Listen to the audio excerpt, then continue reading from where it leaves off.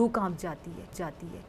शादी से इनकार पर लड़की से कैसा इबरतनाक सलूक किया गया, वो भी एक ऐसे शख्स की तरफ से जो बड़ा कारोबारी है। इस शैतान सिर्फ दरिंदे का नाम शेख दानिश है, जिसने अपने ख़ानदान के साथ मिलकर एक बेबस, लाचार, मजबूर लड़की को ऐसी सज़ा दी जिसे देखकर पूरी कौम का सर शर्म से झुक गया। मुसलमान भी क्या है, यहाँ तो इंसान कहना भी इंसानियत की तौहीन लगता है। सच पूछिए तो दरिंदे हैं, दरिंदे जो इंसान का लिबादा ओढ़े हमारे इर्द गिर्द फिर रहे हैं, जिन्हें जब जब मौका मिलता है दरिंदगी पर उतर आते हैं। हम एक ऐसे मुल्क में रहते हैं जो इस्लाम के नाम पे बना। की बात यह है कि ये कोई इस तरह का पहला वाकया नहीं है, यानी इस शख्स का भी इसकी शोहरत ही इस तरह की हो चुकी है कि कुछ ना कुछ इस तरह के काम करते हैं और तभी, वरना वीडियो कोई बना रहा है, इसका मतलब है कि उसको ये जोम है अपनी ताकत पर कि जी मैं ये बनाकर वायरल करूंगा तो इसकी तजलील होगी इस बेचारी। तो हमने हमेशा देखा है जब जब फिजा खान ने पाकिस्तान के बारे में ज़्यादा प्राउड होने की कोशिश करी, या फिर ख़ास तौर पर जब उसने कोट किया है कि इस्लामिक कंट्री, उसके नाम पर प्राउड होने की कोशिश करी, तभी उसके कुछ एक दिनों में ही ऐसा कुछ वाक़े जो है वो बार बार सामने आते रहे पाकिस्तान से, और फिर से जो है वो फिजा खान का जितना ये प्राउड होने वाला सिस्टम था सब का सब धरा का धरा रह जाता है।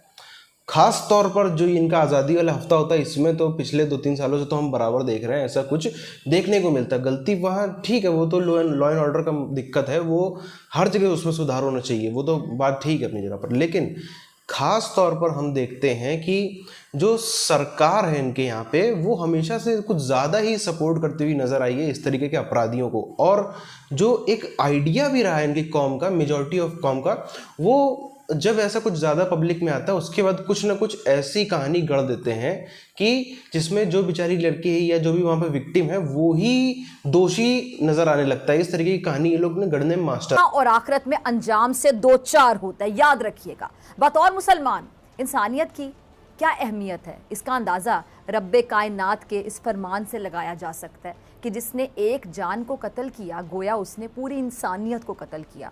इससे साबित होता है कि इंसानियत और हुकूकुल इबाद कितनी अहमियत रखते हैं।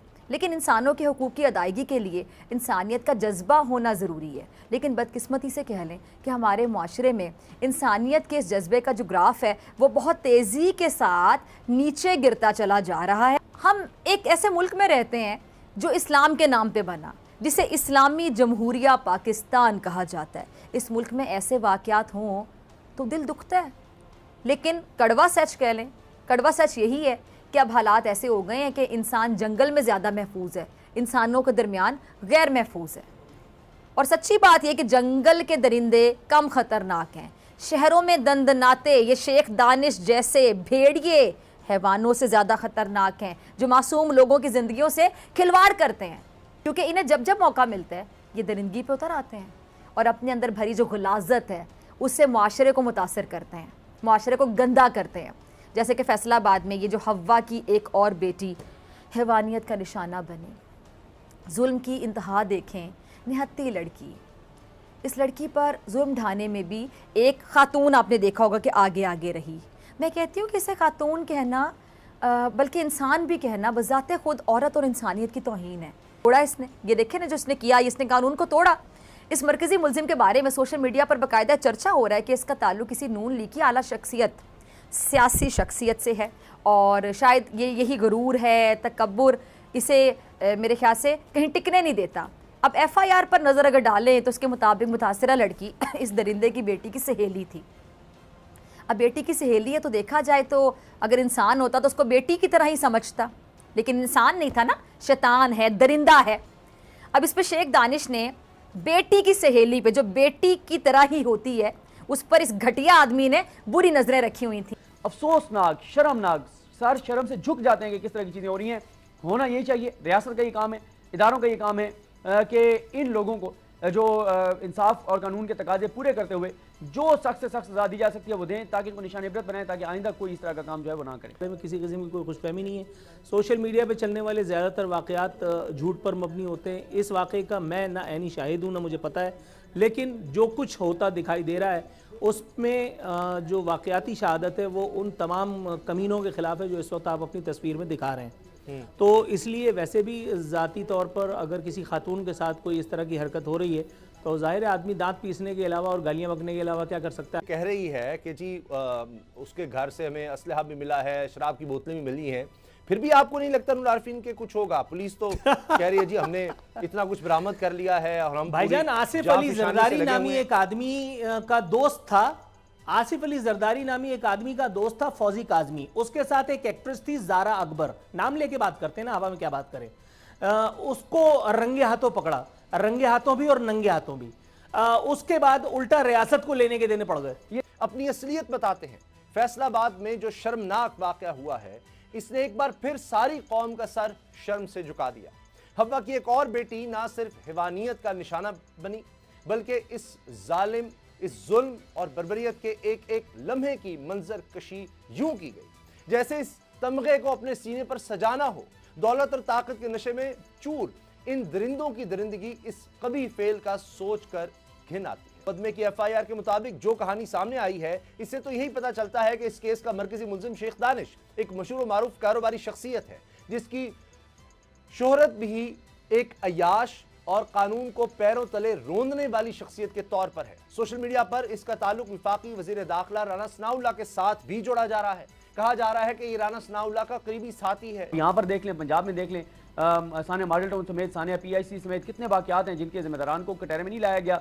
तो बात यह है, जब दिन दिहाड़े इतने बड़े वाकयात हों और लाइव चले, कत्ल गारतगरी और ये सारी चीज़ें पूरी कौम ने देखी हों, पूरी दुनिया ने देखी हों, और कुछ ना हो, तो फिर इस तरह के जितने वाकयात हैं उसमें देख लें कितने केसेस में सजा हुई है, सजाएं नहीं होती, केसेस नहीं चलते, तारीख पे तारीख मिलती है, ये इन्फ्लुएंस इस्तेमाल करते हैं, पैसा इस्तेमाल करते हैं, बच जाते हैं। तो इसके मैसेज ये जाता है कि पाकिस्तान के इदारे बेबस हैं इस गुंडागर्दी के खिलाफ, इस दहशतगर्दी के खिलाफ। दूसरी तरफ एफआईआर पर नजर डालें तो इसके मुताबिक मुतासर लड़की इस दरिंदे की बेटी की सहेली थी, जिस पर शेख दानिश ने बुरी नजर रखी। शर्म नहीं आई इस बदबख्त को। इसने अपनी दौलत और ताकत की चमक दिखाकर इस लड़की को शादी पर मजबूर किया। इनकार हुआ तो फिर इसने वो दरिंदगी की जिसे देखकर सोशल मीडिया पर इस खानदान पर थू थू हो रही है। ये दरिंदे इस लड़की और इसके भाई को घर से उठाकर ले आए। उसके बाद हजरत उमर फारूक रज़ी अल्लाह तआला अन्हु के ज़माने की मिसालें दे करके, और वो आपकी यही अदालतें, यही आपके जज साहिबान, यही आपकी वकला साहिबान, ये बात बात पे जो आसमान सर पे उठा लेते हैं, यही उस वक्त उन्होंने कहा चादर और चार दीवारी का जो है वो सब तसव्वुर खत्म हो गया। यही जुगाड़िए सियासतदान ये सब मिल करके आ गए। ये पाकिस्तान की तारीख नहीं। बेबस लड़की के ना सिर्फ बाल काटे गए, मुसीबत की मारी इस बेटी को जुबान से इन गंदे लोगों के जूते चाटने पर मजबूर किया गया। बल्कि एफआईआर के मुताबिक इस बदबख्त ने ज्यादती की कोशिश भी की। सोशल मीडिया पर सामने आने वाली पोस्ट के मुताबिक पुलिस ने शेख दानिश के घर पर छापा मारा तो असलहे और बेशुमार मोबाइल फोन्स के साथ शराब की बोतलें भी बरामद हुई। वीडियो के बाद पुलिस ने मुलजिमों को गिरफ्तार किया, मगर खबरें कि मरकजी मुलजिम शेख दानिश की मकामी अदालत ने जमानत मंजूर कर ली है। अगर यह खबर दुरुस्त है तो यह हमारे इंसाफ के निज़ाम पर बदनुमा धब्बा है।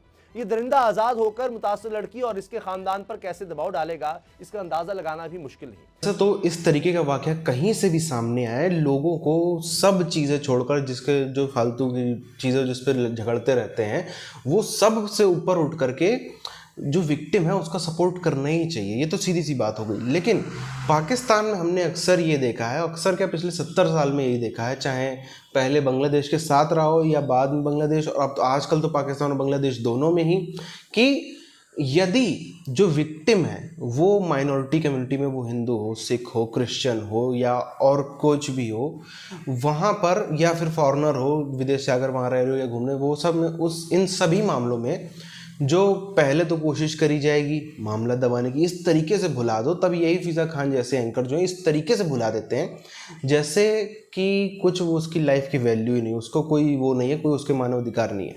उसके बाद भी अगर हम देखें तो करेंगे भी तो उसमें भी फिर जो है वो अलग ही तरीके का विक्टिमाइजेशन लेके आ जाएंगे कि जो अपराधी है उसको ही बता दिया जाएगा बेचारा मासूम, ये है, साइंटिस्ट है, प्रोफेसर है, अच्छा आदमी है, दरिया दिल इंसान है, समाज सेवक है, फलाना है, ढिमकाना है, इतने इतने उसने ये किए हैं, इतने इतने पुण्य के काम किए हैं, ऐसे ऐसे करके ये चीज़ हमने देखी है। ये जो पूरी सोच है ना, जो लेफ्टिस्ट टाइप की सोच है, इंडिया में उसको हम लोग लेफ्टिस्ट कहते हैं वैसे तो, लेकिन वैसे अगर हम देखें जिसमें इंडिया हो, पाकिस्तान हो, बांग्लादेश हो या दुनिया का और कोई कोना हो, वहाँ पर भी जो एक टारगेटेड कम्युनिटी है, जो ये हिंदू हो, सिख हो, जैन हो, बौद्ध हो, इन सबको बेचारों को टारगेट बनाना। यदि ये विक्टिम है तो इनको कुछ ऐसा कर देना, कुछ ऐसी कहानी गढ़ देना कि इनको हम अपराधी घोषित कर दें। और यदि ये अपराधी हैं तब तो फिर खैर अपराधी के साथ में कोई वो नहीं होना चाहिए, अपराधी बिल्कुल अपराधी को सजा दो, उसमें कोई वो नहीं है।